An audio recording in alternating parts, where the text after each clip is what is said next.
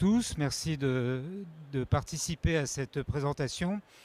Donc, je m'appelle Bernard Ollier, avec mon collègue Adrien Weissmann, nous administrons un panel représentatif du circuit bio, qui est un panel distributeur et qui a comme vertu ou comme intérêt de voir ce qui se passe dans le circuit, d'en évaluer les parts de marché, l'évolution des prix et l'évolution de tous les paramètres des mix marketing que vous gérez, certainement les uns et les autres.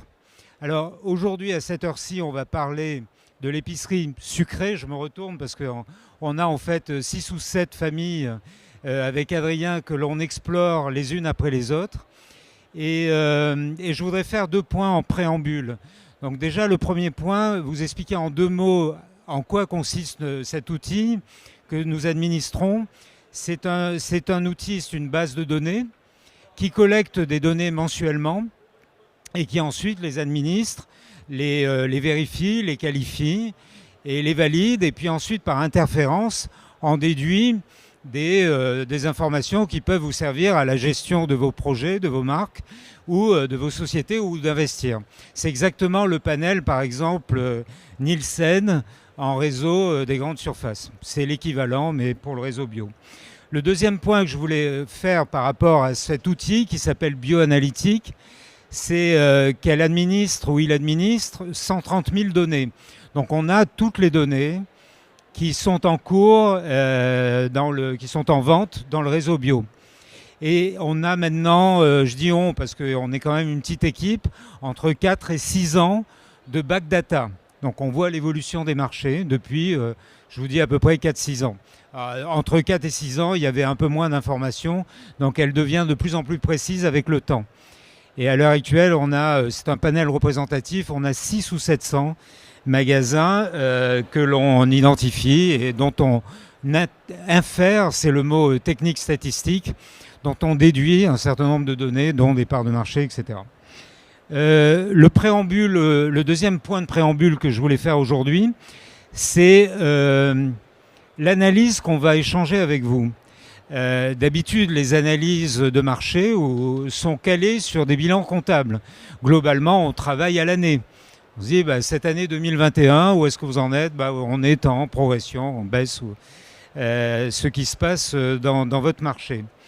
À cause du Covid, nous vous proposons d'avoir une lecture qui est une lecture Covid. Et de fait, si on ne l'a pas, ça pose un problème. Je vous donne un exemple. Depuis le 1er janvier 2021, par exemple, si on regarde les marchés, globalement, il y a une baisse. Au premier semestre, tout le réseau bio, je ne rentre pas dans vos marchés spécifiques, était en baisse de 15%. Par rapport à quoi ? Par rapport à la même période de l'année d'avant. Et donc le premier semestre 2020. Mais le premier semestre 2020, je suis sûr que vous vous en souvenez, il y a eu une espèce d'hystérie sur les marchés, sur la consommation, qui est venue du Covid, du premier confinement, et vous avez suivi ça. Et donc, cette analyse est biaisée par le fait que le confinement qu'on a subi au premier semestre 2021, qui n'était même pas aux mêmes dates, se retrouve comparé à un premier semestre 2020 dont les circonstances de consommation n'étaient pas du tout les mêmes. Donc, l'exercice qu'on a trouvé intéressant à partager avec vous est le suivant. On a essayé de borner l'épisode Covid entre le premier jour du premier confinement et le dernier jour du troisième confinement. Et de fait, si vous regardez rapidement ce petit tableau qui vous montre l'état d'esprit de la consommation, dont vous savez tous que c'est un enjeu psychologique, la consommation, vous voyez que ça part du rouge au plus rosé, c'est-à-dire qu'au départ, les consommateurs ont été persuadés qu'il y aurait peut-être de la pénurie, il y a eu une hystérie sur les rayons. Bon, je ne reprendrai pas cet épisode que vous avez tous vécu. Et puis au fil de l'eau, les confinements ont été différents, ont été plus lâches, plus souples, la vaccination a commencé à monter, le nombre de décès par jour a été un peu différent. Bon, voilà. Donc, pour éviter que des comparaisons se fassent sans raison, et donc d'en tirer des conclusions mauvaises, on a borné cette étude du confinement du premier jour au dernier jour. Alors, j'espère qu'il n'y aura pas à nouveau un quatrième confinement. Là, c'est toute chose étant égale par ailleurs. Donc voilà. Et ça, c'est l'analyse qu'on va faire essentiellement par rapport, vous voyez, à l'année d'avant, aux 14 mois d'avant. Alors, globalement, c'est une analyse qui ressemble un petit peu à ce qui, quoi qu'il en soit, est en train de se passer si on fait une comparaison depuis le début de l'année 2021 contre l'année 2020. C'est donc une baisse qui est en train de se passer en ce moment. Mais par contre, cette période-là marque un changement profond dans la consommation et a été un véritable tournant, même unique dans l'histoire de la société de consommation telle que tous, les uns et les autres, on l'a vécu. D'accord ? Donc voilà le préambule que je voulais faire. Le marché, donc ce qu'on va voir avec vous aujourd'hui, c'est l'épicerie sucrée. Attends, s'il te plaît, reviens 2 secondes. Aujourd'hui, c'est l'épicerie sucrée. Ce matin, on a travaillé sur l'entretien. Et puis, au fil de l'eau, dans les 2 jours qui viennent, on a 2 conférences par jour. Je voudrais d'abord m'excuser parce que ce petit préambule, malheureusement, je suis obligé de le faire à chaque fois. Donc, les personnes qui nous font la gentillesse de revenir nous voir parce qu'ils sont intéressés par un autre des marchés, ils seront obligés d'assister à mon préambule. Ils peuvent faire la sieste pendant ce temps ou ce genre de choses.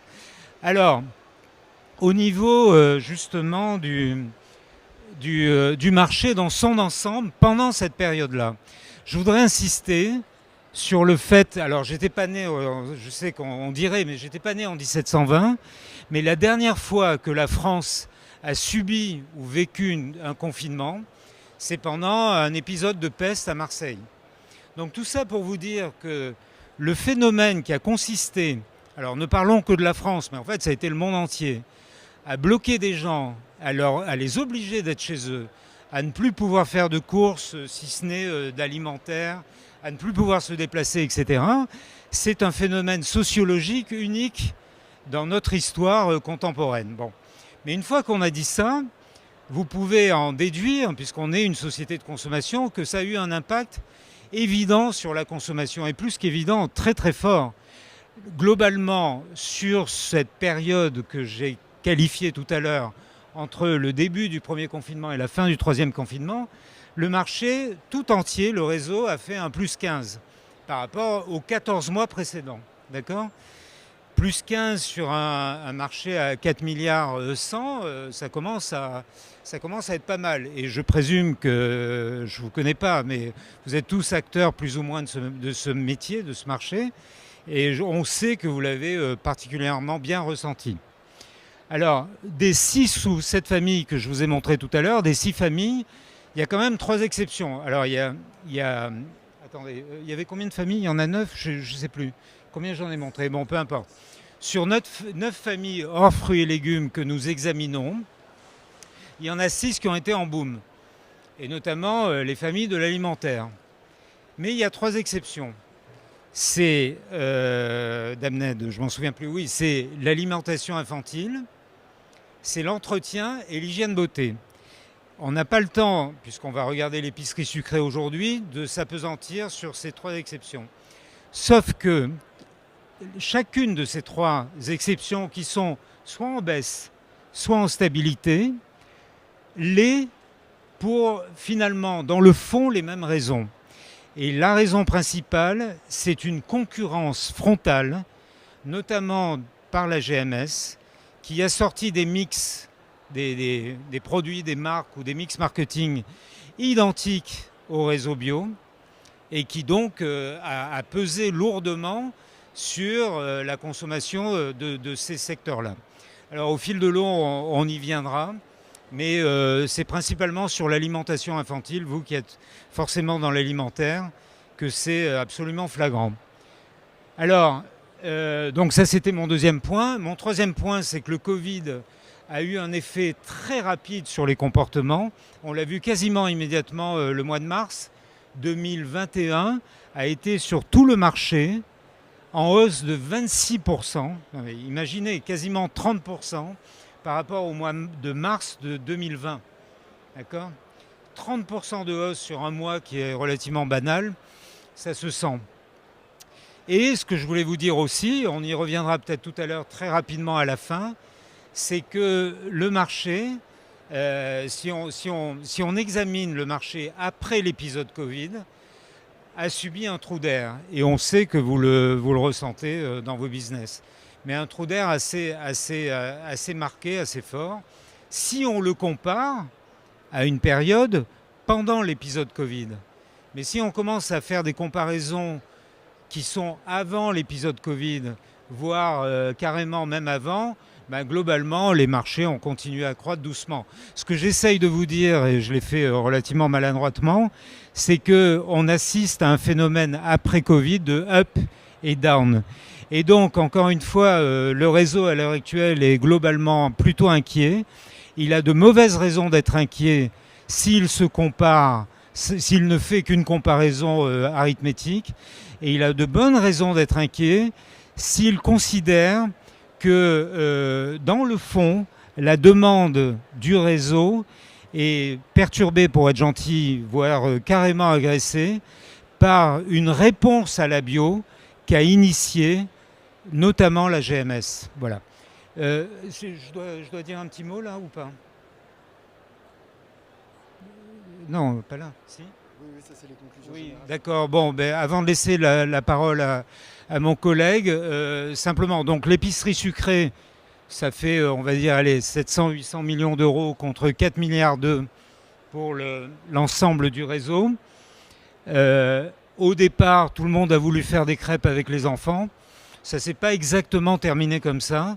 Au bout d'un moment, on leur a redonné un petit peu du tout fait. On le regardera en détail avec Adrien.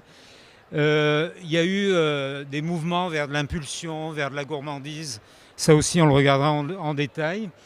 Mais surtout, ce qui a beaucoup bénéficié au réseau bio, c'est que dans vos métiers, c'est-à-dire l'épicerie sucrée, l'alimentaire, ce volet épicerie fine, c'est-à-dire des produits pointus, spécifiques, faits de recettes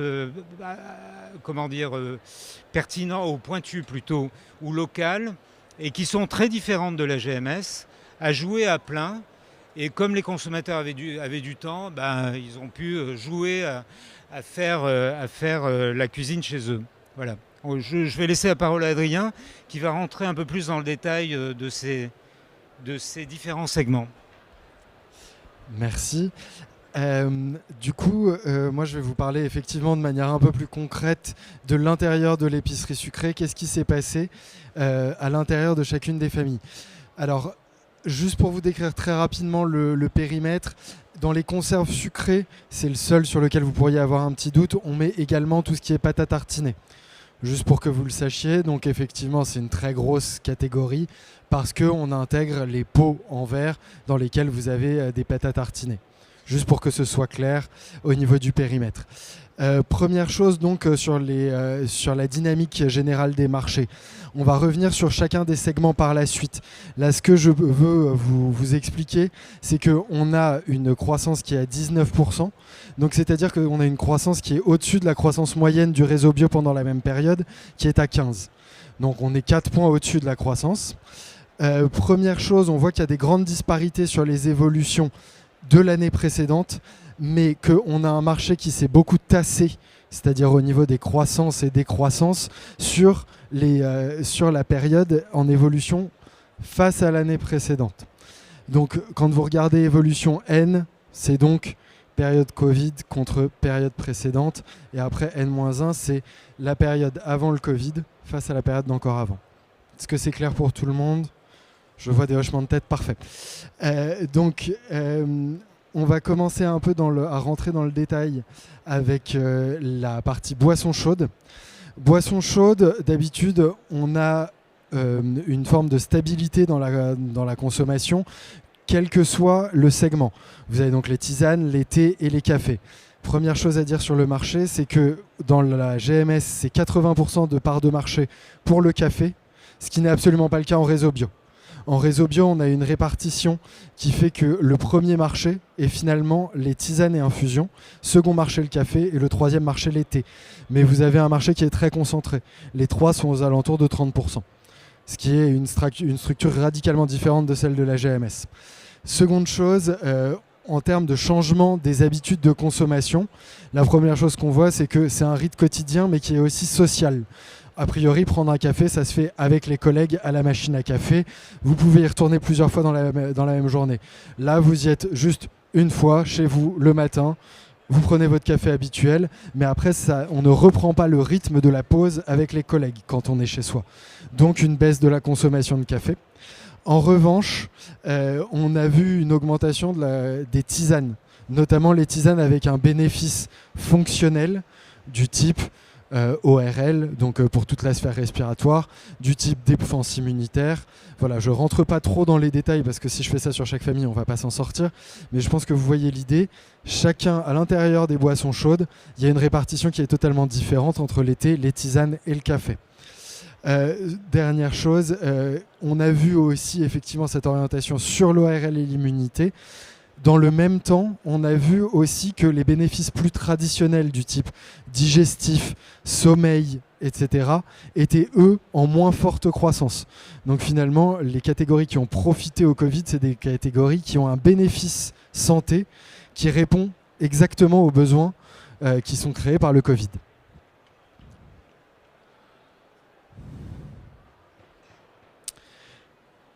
Alors, sur les conserves sucrées, là aussi, il faut bien avoir en tête que ça prend en compte à la fois des compotes, des fruits en conserve ou bien des pâtes à tartiner type Nutella. C'est pas du Nutella, mais c'est type Nutella. Donc, juste pour que vous ayez bien le périmètre en tête. Donc, on est sur, pour une partie, des ingrédients qui vont rentrer dans la recette. Par exemple, vous pouvez faire un fond de tarte avec de la compote. Où vous pouvez utiliser des fruits en conserve pour faire des gâteaux. Donc là, on a eu vraiment quelque chose qui a fonctionné à plein, c'est le fait de faire maison. Donc là, dans toute cette catégorie produits, on a eu du fait maison qui a boosté quelque part les ventes de cette catégorie. Une chose, on a vu que les conserves, c'est-à-dire vraiment les fruits en conserve, marquaient assez nettement le pas. Pourquoi ? Parce que les consommateurs ont préféré prendre des fruits secs dans leur préparation plutôt que des fruits qui étaient en conserve.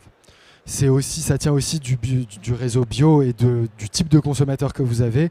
La conserve a un peu mauvaise presse et on considère qu'il faut acheter du frais ou du surgelé, mais que les conserves dénaturent le produit. Ça, on l'avait vu dans une étude pour le Natex Bio il y a 2 ans. Alors ici, dans le chocolat et les confiseries, 2 choses. La première, c'est on est largement au-dessus de la croissance du marché. On est à plus 25. Donc c'est une catégorie qui s'est très bien comportée. Seconde chose, il y a une vraie disparité là aussi entre la partie confiserie, donc confiserie de poche, des bonbons à la gélatine, les produits type les barres de réglisse, etc., qui sont donc de la confiserie transportable. Ceux-ci ont eu beaucoup plus de mal parce qu'on n'était plus dans une vie nomade, entre guillemets, comme on aimait bien le dire il y a quelques années. S'il n'y a plus de vie nomade et qu'on n'a plus besoin de se déplacer avec sa confiserie, à ce moment-là, vous allez vendre moins de chewing-gum, vous allez vendre moins de réglisse, vous allez vendre ces produits-là qui sont liés au nomadisme de manière moins importante. En revanche, sur le chocolat, il y a 2 choses. Vous avez le chocolat tablette classique qui s'est très bien vendu parce qu'on avait envie de réconfort, parce que les Français consommaient en général plus de produits sucrés. Et vous avez aussi de l'autre côté les chocolats tablettes desserts qui eux sont rentrés dans la composition des desserts faits maison et donc nécessairement avec une très grosse croissance, un peu comme on va le voir sur la suite sur les farines et les aides à la pâtisserie. Donc là, on y arrive. Les farines, première chose qu'il faut savoir, c'est que vous avez une variété de farines en réseau bio qui est très nettement supérieure à celle qu'on va pouvoir retrouver en GMS. En GMS, vous avez de la farine de blé, vous allez avoir généralement une alternative sans gluten et c'est tout. En réseau bio, vous pouvez avoir jusqu'à une 30aine de farines dans un magasin. Donc ce n'est absolument pas comparable, on est dans un réseau de spécialistes et donc ça c'est un peu la partie épicerie fine dont parlait Sauveur tout à l'heure ou dont parlait Bernard un peu plus tôt. Vous avez une offre qui est unique. Donc derrière, les consommateurs viennent chercher aussi cette offre unique parce qu'ils ne l'ont pas en GMS, qui peuvent bien sûr aller faire des commandes sur internet, mais c'est quand même assez unique comme offre et ça a été très poussé par le fait maison, évidemment. A priori on ne mange pas de la farine seule. Voilà, l'indulgence. Donc sur les fruits secs, vous avez eu une très très forte hausse des ventes sur, en particulier, tous les fruits secs qui rentraient dans la composition des desserts. Donc les raisins, ce type de choses-là, les fruits secs type noix de cajou, etc. Et vous avez également eu une très forte progression sur quelque chose qu'on attendait un petit peu moins, c'est-à-dire tout ce qui est par exemple des dattes, des abricots ou des choses comme ça qui sont d'habitude plus associées au sport et à la récupération, mais qui sont aussi un peu comme des bonbons quelque part. Donc les consommateurs du réseau bio voient ce type de produit très sucré mais naturel comme étant une sorte de version naturelle du bonbon gélifié. Alors là, le sucre et le miel, c'est assez particulier parce qu'il y a peu de différenciation. Vous vous souvenez, je vous parlais de la différenciation des farines. Là, pour le coup, il y a une différenciation qui est assez faible en réseau bio. Une fois que vous êtes sorti du sucre de canne, du sucre vanillé et du sucre blanc raffiné, vous n'avez plus énormément d'offres produits. C'est à peu près la même offre produit que celle que vous allez retrouver en GMS. Donc il y a un manque de différenciation sur l'offre et surtout il y a un écart de prix. C'est-à-dire que vous avez un écart de prix entre les produits GMS et GSS sur ce type de produit-là qui est de l'ordre de 10%. Sur un produit extrêmement basique, sans réelle valeur ajoutée au fait d'avoir du bio, c'est trop pour les consommateurs. Donc pendant le confinement, les consommateurs mixaient peu leur réseau d'achat, c'est-à-dire qu'ils se rendraient dans un seul magasin. Si jamais vous alliez en GMS, vous n'alliez pas retourner en magasin bio spécifiquement pour aller acheter du sucre. Le miel est un peu différent. Il y a un manque de compréhension chez les consommateurs, là aussi qu'on avait vu sur une étude d'il y a 2 ans pour le Natex Bio. Les consommateurs remettent en doute l'intérêt d'avoir du miel bio. Pourquoi ? Parce qu'ils se disent on ne sait pas jusqu'à quelle distance vont les abeilles, on ne comprend pas l'idée du rayon et par ailleurs on ne sait pas si jamais c'est totalement fiable. Donc il y a un manque de fiabilité et de compréhension de cette démarche-là par les consommateurs. C'est plus pour ça qu'on a un problème sur le miel spécifiquement. Alors, ici, dans la panification sèche, c'est tout ce que vous allez retrouver en biscuits secs, biscuits petit déjeuner, etc. Donc là, on est sur une des habitudes qui ont pas mal changé. C'est un produit qui est essentiellement adressé à ce qu'on a appelé les fidèles, c'est-à-dire les personnes qui sont en réseau bio depuis longtemps, qui connaissent bien le réseau bio. Ce que je veux dire par là, c'est que ce n'est pas la première catégorie produit que vous allez consommer quand vous allez arriver dans un magasin bio. Généralement, le premier produit, c'est des fruits et légumes. Après, vous allez vous déplacer éventuellement vers la viande, vers les plats préparés, des choses comme ça. Mais en revanche, c'est vrai que ce n'est pas le premier produit vers lequel on se dirige. Seconde chose, il y a un assortiment actuellement qui est assez limité au niveau du plaisir. Quand on parle du plaisir, c'est-à-dire que vous avez finalement beaucoup de produits diététiques qui sont très bien formulés, qui sont plutôt sains, mais il manque ce côté, notamment pour les enfants, où vous allez rajouter du chocolat, où vous allez rajouter de la fraise, des produits un peu simples qui ne sont pas forcément associés avec un produit sain de petit déjeuner, et notamment dans tout ce qui est fourré. Donc là, c'est vrai que pour l'instant, on a une offre GMS qui, en conventionnel du moins, est supérieure à l'offre du réseau bio en termes de variété et de ce que ça peut apporter pour un public d'enfants ou un public tout simplement de personnes un peu gourmandes qui vont chercher à avoir quelque chose d'un peu sucré, d'un peu goûtu. Et là, on va revenir un peu sur le même problème finalement sur les céréales petit déjeuner. On a une sous-performance relative, c'est-à-dire que si vous regardez à l'intérieur de l'épicerie sucrée quelle place prend toute la partie céréales petit déjeuner, elle est inférieure de 5%, ce qui n'est pas rien, hein, inférieure de 5% à la proportion qu'on retrouve en GMS. Donc ça veut dire que c'est un marché qui est presque la moitié de ce qui devrait être. Là, de nouveau, je pense qu'une partie de l'explication, et je n'ai pas été contredit par certains des producteurs que je connais, tient au fait qu'on n'a pas l'équivalent du miel pops, du choco pops, de toutes ces choses-là qui sont très largement distribuées. On a des marques qui font ces produits-là, mais elles ne sont pas présentes dans tout le réseau. Ça va être des produits avec une DN, une distribution numérique assez faible. Donc actuellement, ce qui est attendu aussi, c'est de retrouver ces produits. Alors quand je dis enfant ou plaisir, ça veut dire des produits gourmands. L'offre en réseau bio, si jamais vous cherchez des céréales sans gluten en vrac, est exceptionnelle. Vous allez les trouver sans aucun souci. Vous allez trouver du muesli, vous allez trouver des mélanges de céréales avec du millet, du muesli, de l'avoine, etc. Mais vous n'allez pas retrouver des basiques qu'on retrouve en GMS. Alors oui, Je ne vous dis pas que c'est des basiques qui sont sains. Je vous dis juste que c'est des basiques qu'on s'attend à retrouver quand on a un consommateur GMS et qu'on arrive en réseau bio. Les enfants mangent des Choco Pops, il faut trouver un équivalent bio aux Choco Pops. Et enfin, on va arriver sur les tendances lourdes et je vais repasser la parole à Bernard. Ah, ok, très bien. Alors, on est sur une implantation dans l'épicerie sucrée au niveau du vrac qui est très forte sur certains segments de marché. Par exemple, on en parlait, les céréales petit déjeuner, mais qui est beaucoup moins forte sur d'autres segments. Par exemple, on a encore du mal à faire émerger le chocolat dans du vrac.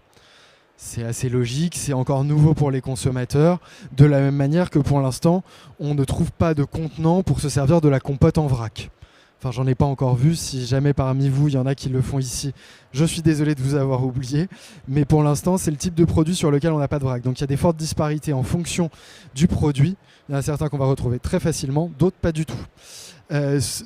Alors, au niveau de la situation, ça a très bien résisté à la crise sanitaire. Et même mieux, ça a connu une surcroissance. Généralement, on compare le frais, l'épicerie sucrée et l'épicerie salée, et on regarde les croissances. Si on regarde les croissances sur les années précédentes, l'épicerie sucrée était un peu en retard sur l'épicerie salée et sur le frais. Cette année, pendant le Covid, elle a fait un boom et elle est passée en avant de la croissance de l'épicerie salée. Ce qui montre qu'il y a eu vraiment à la fois des efforts de fait au niveau de l'offre et qu'il y a eu un besoin de la part des consommateurs qui n'allaient plus en GMS et qui ont retrouvé une offre d'épicerie sucrée en GSS.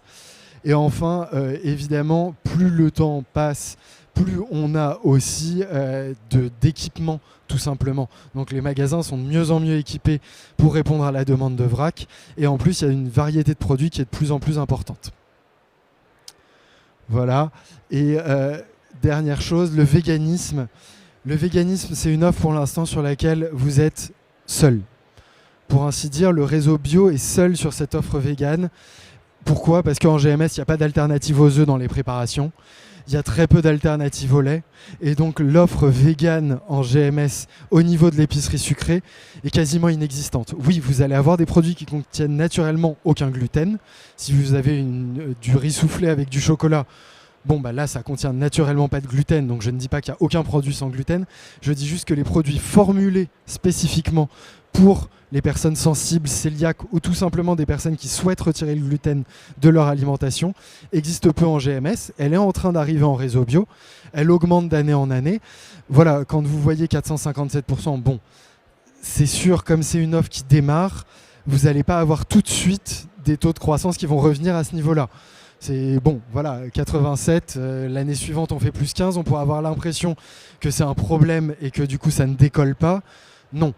L'année précédente a été exceptionnelle et cette année continue à être très bonne puisque si jamais on regarde, on est quand même largement au-dessus de la moyenne de croissance du marché. Voilà. Et enfin, sur l'idée d'un second souffle sur le sans gluten, le sans gluten, c'est un marché qui commence à être attaqué par la GMS. Donc ce n'est pas une offre qui est unique en réseau bio, même si elle est moins développée en GMS. La seconde chose, c'est qu'il n'y a pas d'offre combinée bio plus sans gluten. C'est-à-dire qu'en GMS, vous allez retrouver chez certains géants de la diététique des produits sans gluten, mais qui ne seront pas bio. Donc si vous cherchez une offre qui combine les deux bénéfices, là, on est un peu plus unique dans le réseau bio finalement. Et il y a un manque de repères actuellement réel. On a fait une étude pour un syndicat là-dessus. Il y a un manque de repères actuellement, c'est-à-dire que les produits sans gluten sont parfois noyés dans la masse des autres produits. Donc ça empêche quelque part les consommateurs les moins investis, c'est-à-dire ceux qui sont juste là par choix ou parce qu'ils sont légèrement sensibles. Ils ne vont pas aller faire l'effort de chercher le produit sans gluten pendant 10 minutes dans le rayon. Donc il faut en fait mettre une signalétique en place, il faut mettre des moyens en place pour que le consommateur puisse mieux se repérer à l'intérieur de ce marché. Et une dernière chose, c'est une opportunité stratégique actuellement. Les modes alimentaires par le passé, par exemple le véganisme, ont été vraiment des relais de croissance. Ce qui est important aujourd'hui, c'est de ne pas rater ces relais de croissance et de ne pas laisser la GMS se développer sur ces produits-là avant que vous ayez une offre complète. Parce que si jamais vos consommateurs qui se mixent les deux réseaux GMS et réseaux spécialisés commencent à goûter à l'offre GMS, s'habituent à la tarification de l'offre GMS, vous allez avoir beaucoup de mal à les récupérer chez vous. Donc il faut vraiment que vous soyez précurseur, pionnier sur les régimes alimentaires. Et ça me semble effectivement être la clé du succès sur le sans gluten.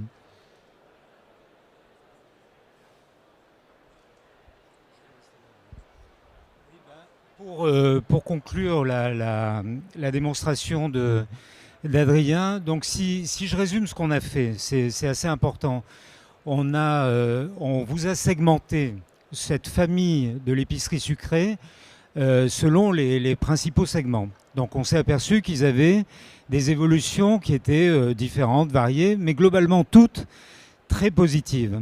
Et après, ce qu'on a essayé de faire, c'est une vue transversale du marché sur 3 éléments. Je ne vais pas revenir en détail dessus, mais le vegan, le sans gluten et le vrac, pour essayer de repérer les relais de croissance potentiels. Et pourquoi je fais ce petit discours ? Parce que après le fameux épisode Covid, qui a été un épisode pour l'épicerie sucrée parfaitement heureux au sens business du terme. Les consommateurs ont beaucoup plus consommé, ils ont essayé de nouveaux produits et ça nous donne des taux de croissance que vous avez vus, qui sont uniques et historiques. Mais le dernier point que je voudrais échanger avec vous, c'est le suivant. C'est-à-dire que juste avant que le Covid arrive, on était à combien là ? On était à 0. Et 0 dans un marché dont le parc de magasins a une croissance bon an mal an de 3 à 6%. Donc qu'est-ce que ça veut dire une croissance numérique de 3 à 6% et de se retrouver avec un marché à 0 ? Ça veut dire que la demande au point de vente était en baisse. D'accord ? Et donc à partir de là, bien sûr nous ne sommes pas les spécialistes et les professionnels que vous êtes. Nous on pose 2 questions. Premièrement, celle du futur, c'est-à-dire que le marché a bénéficié, l'épicerie sucrée, d'un boom formidable, 0, plus 19, mais que ce que vous voyez là en rouge n'est qu'un indicateur. C'est les 3 mois qui ont suivi le dernier confinement contre les 3 mois précédents. D'accord ? C'est qu'un indicateur, mais quand même, c'est un indicateur qui va un peu vers le sud, comme on dit en anglais. D'accord ? Donc à partir de là, il y a de quoi être vigilant. Alors nous, la petite analyse qu'on en a, c'est que l'épicerie sucrée bénéficie, à l'inverse d'autres de ses collègues que sont l'entretien, l'hygiène beauté, l'alimentation infantile, qui sont des secteurs qui ont souffert. Ils bénéficient de ce qui est essentiel dans notre système économique, la différence. Et donc, c'est le volet épicerie fine du bio qui joue à plein là.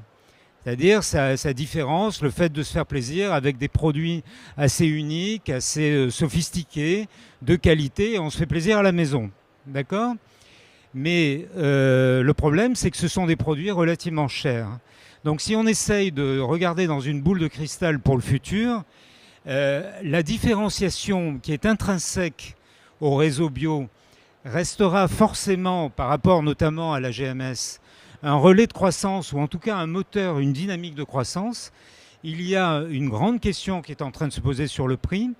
Et l'intérêt que vous avez, quoi qu'il en soit, c'est d'éviter de rester cantonné à une épicerie fine et de tenir un discours de progrès, comme ça a pu l'être avec le véganisme, avec pourquoi pas le commerce équitable, avec le vrac, qui est une manière aussi de baisser les prix, avec le sans gluten, qui est une manière de reconsidérer sa diététique, et qui sont là des relais de croissance beaucoup plus puissants sur la durée que le simple fait d'être de l'épicerie fine.